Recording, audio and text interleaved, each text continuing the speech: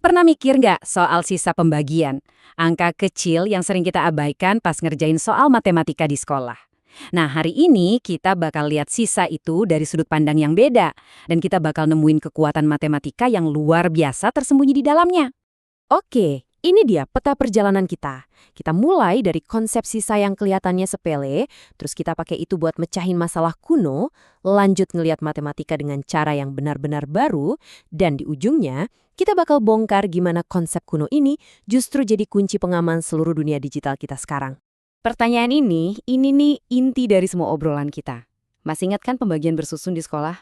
Gimana kalau saya bilang bagian sisa yang sering dibuang itu justru bagian yang paling penting? Yuk kita bedah bareng-bareng.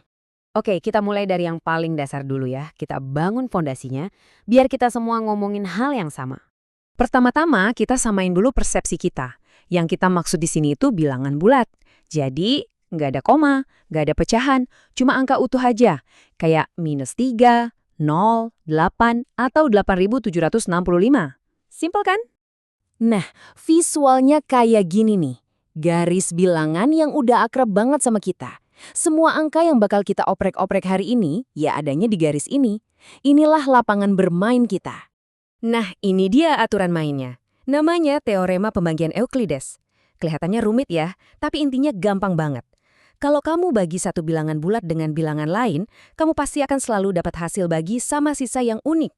Dan si sisa ini, yang kita sebut R, itu spesial. Dia nilainya selalu lebih kecil dari pembaginya dan gak pernah negatif.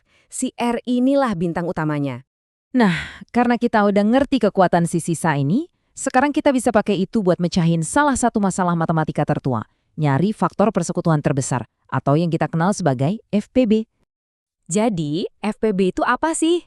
Gampangnya gini, kalau kamu punya dua angka, FPB itu adalah angka paling gede yang bisa ngebagi dua-duanya sampai habis, bener-bener tanpa sisa. Oke, langsung aja kita coba. Misalnya cari FPB dari 45 dan 36. Gimana caranya?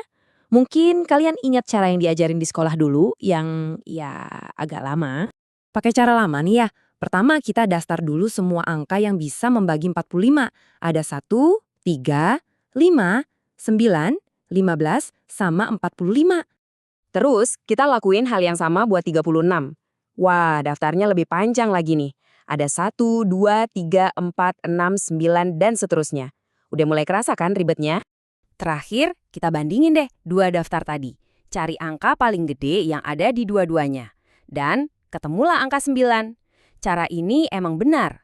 Tapi coba bayangin kalau angkanya ribuan atau jutaan. Bisa seharian daftarin faktornya. Nah, pasti ada cara yang lebih cerdas. Dan tentu aja ada. Dan inilah dia, sang penyelamat. Algoritma Euklides, solusi jenius dari seorang matematikawan Yunani kuno. Super cepat dan elegan banget.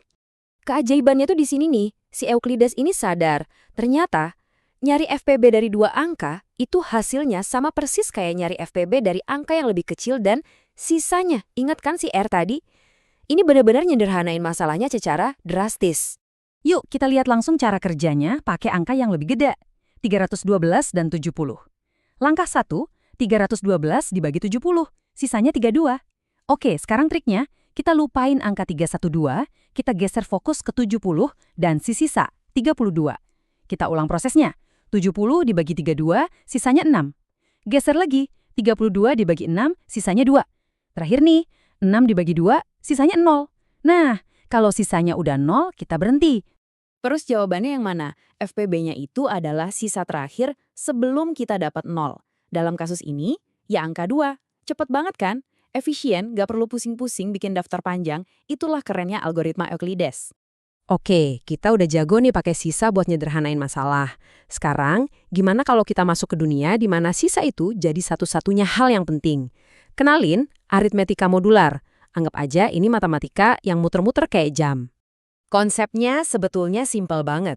Coba bayangin jam dinding. Abis jam 12, kan nggak ada jam 13. Kita balik lagi ke jam 1. Nah, aritmetika modular tuh persis kayak gitu.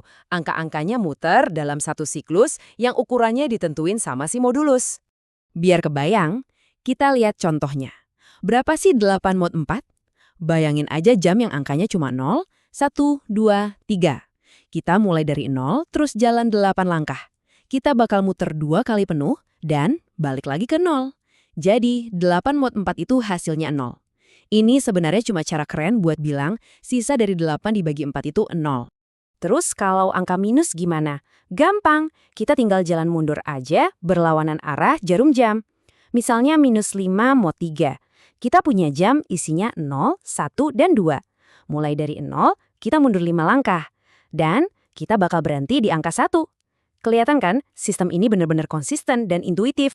Oke, semua kepingan puzzle udah ada di tangan kita nih. Kita punya sisa, kita punya FPB, dan kita punya matematika jam. Sekarang saatnya kita gabungin semuanya buat ngebuka satu konsep pamungkas yang paling kuat, inverse modulo. Gini deh, di matematika biasa, kebalikan atau inverse dari 5 itu kan 1/5, karena kalau dikaliin hasilnya 1. Nah, di dunia modulo, konsepnya mirip. Kita nyari angka yang kalau dikaliin sama angka awal kita, sisanya jadi 1. Tapi ada syaratnya. Dan ini penting banget. Inverse ini cuma ada kalau FPB dari angka kita sama modulusnya itu 1. Tuh kan, konsep FPB yang tadi kita pelajarin tiba-tiba jadi kunci utama lagi di sini. Terus, buat apa sih kita pusing-pusing ngongkongin ini semua? Pentingnya di mana? Well, ini dia jawabannya. Semua teori yang kedengarannya abstrak ini, inilah yang jadi tulang punggung keamanan internet kita semua.